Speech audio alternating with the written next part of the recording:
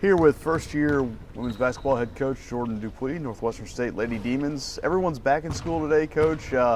Things changed a little bit for you guys, but this team had a great fall semester academically. What was behind that? Well, we emphasized that as soon as I got on campus, that we weren't going to let academics slide.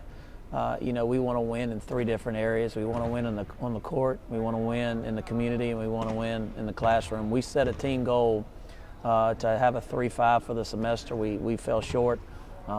We emphasized that yesterday. And then we also sent out a text early this morning to make sure that we started the day off right, make sure that we're sitting on the first two rows in class. They know the team rule is if they're not in the first two rows, they're considered absent. So, they've got to get there early, make sure they start developing relationships with their teachers and their instructors, and then make sure that they understand, too, that it's not about doing your work when it's due. It's about planning ahead, working ahead, because we're going to miss a lot of school in this spring semester. So we are always going to emphasize academics, and our girls like that. Our girls accept that challenge, and hopefully we'll get that 3.5 that we're shooting for. How difficult is it? You're one of the, maybe the only sport that really crosses semesters in terms of competition. You start with a couple weeks left in the fall, and then you go through the spring, through most of the spring. What are some of the keys to being successful in the classroom? You just have to make sure you stay organized. We stay on top of it. Our academic crew does a great job. Alexis does a great job for us. We're constantly getting updates. We'll get weekly updates as far as what assignments are due. We stay on the girls. They're in tutoring sessions. They're in study hall. And then we also meet with our coaches once a week. I have an assistant coach that's assigned to 4 student athletes, and they meet with them once a week too. So we surround them with so many people that are on them academically. We stress it every single day. That is first and foremost why they are here. In 4 years, we want to see all of our girls walk across that stage. You're talking about winning in the classroom. You did a good job last week winning on the court.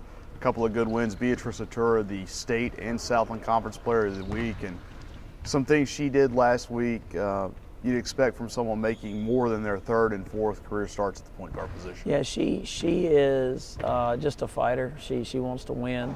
She wants to win every single day in practice.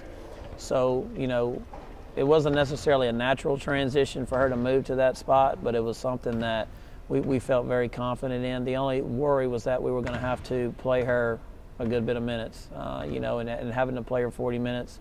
Sometimes it's tough, but she wouldn't have it any other way. There was times where we tried to get her out, and she said, no, I'll be fine, just call a timeout, or, just let me get through this quarter, whatever it may be. But, she wants to win so bad. Her preparation is good, not only from an on-court standpoint, but she watches extra film on her own, at the house or whatever to get ready on the opponent, but then also us at the same time. So it's all about preparation. She prepares the right way, and then you see the results of her preparation, not only for herself and her individual stats, but she's making everybody else on the floor better as well. She moved there because of injuries. On that front, it seems like you're making a little bit of progress. We are slowly getting our point guards back. Today will be the first time that we may have everybody in practice in a long time. Still got to ease them in. Sammy is doing some extra work to get more comfortable with the lateral movement aspect of her knee. Gabby is seeing the doctor today to make sure that she's fully cleared to participate in practice. But I just want to make sure that everybody's full go before we throw them back in. Our training staff has done a great job. Jarek has been on top of everything. So hopefully today, worst case scenario will be tomorrow, that we'll have everybody in and we can start kind of getting back to our normal rotation. Won't be normal this week. You don't have a game on a Wednesday or Thursday, so you get a little extra time to prepare for McNeese. You fell 68-63 to them on New Year's Eve. Your first time as a head coach going against a team for a second time, adjustment for you as well? No, we've done it before. We've played teams twice in Conference USA, and yes, being a head coach, but the standpoint of adjusting, having a different game plan the second time around, nothing new. What we do after every single game, too, is our staff writes down post-game notes for every single game.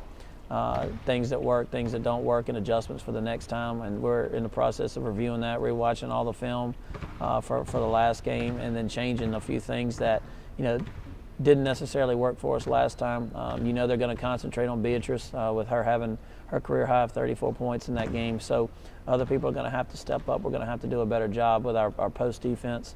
and keeping them off the glass. But it's things that we've dealt with before. It's just the first time we're going to implement it as a head coach. And certainly from a balance standpoint, you saw that more Saturday against Sam Houston. Absolutely. Very excited about the bench scoring. We had 17 points off the bench. We had 0 on Thursday night. Granted, we had all 5 players in double figures in the starting lineup on Thursday, but I talked to them Thursday after the game that the one area that we needed to step up with was bench production, and we definitely had that on Saturday. I think you saw the excitement on the bench, seeing their teammates step up and make plays. That's something we're going to have for the rest of the season. Again, they're going to key on Shahad, they're going to key on Cheyenne, they're going to key on Beatrice. So we've got to make sure that we have balance, not only from our starters, but for our people that come off the bench. Well, you just had a chance to enjoy your birthday yesterday, technically a holiday, not necessarily because of you, but I saw a video on Facebook. Pretty neat little gift from your team. Yeah, I was in the office, doing a little work, and before they hit the floor for some shooting and some skill development stuff, they came in and surprised me. They had me a little balloon, a card, and they sang happy birthday, and then they gave me the best present that a coach could possibly get. They gave me some dry erase markers, and I need those. They make fun of me because none of them work in the locker room, none of them work in my office, and the ones that did work I usually break. So hopefully these 5 or 6 will get me through the rest of the season, but it was good to have some thoughtful players come in there and make me feel a lot better, on my birthday. Best singer on the team? Ooh, I don't know if we can distinguish that. It was just loud in my office. I'll put it that way. If you asked me who the loudest singer was, I maybe could figure that out, but best singer, I can't really figure that out. All right, thanks, Coach. Thank you.